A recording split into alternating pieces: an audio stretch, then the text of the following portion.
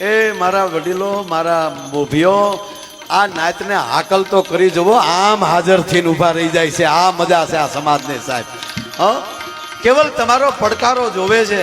અને અમે તો મુરલીધર મહારાજને એટલી પ્રાર્થના કરીએ કે ભલે કોઈ પણ પક્ષ હોય, મારે કોઈ લેના દેના નથી કોઈ પક્ષ હારે, પણ જ્યારે સમાજની વાત આવે ત્યારે એક હાથે આમ ઊભા રહી ને.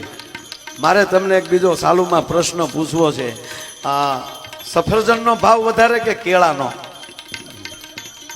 સફરજનનો ને. એકચ્યુઅલી એ ભલે મોંઘા હોય, કેરી મોંઘી જ હોય કેળા કરતા, ભલે મોંઘી હોય તોય તમે ફ્રૂટ માર્કેટમાં જાઓ ને તો સફરજનની ચીર કરીને સખાડશે, કાલ્યો શાકતા જાઓ. મોંઘી હોય તોય કેળા કેરીની ચીર કાઢીને આપશે, કાલ્યો ચાખો બહુ મીઠી છે. પણ છે કોઈના બાપની તાકાત, કોઈ કેળું તોડીને કે કાલ્યો તમે સાખી લો. હું કામ લૂમમાં તમારા બાપ ભેગા છે. અને ઓલા મોંઘા હોય તોય વેરાઈ ગયેલા હોય તો ગમે શીર્યું કરીને ઉપયોગ કરી લે. આ મોટી વાત છે.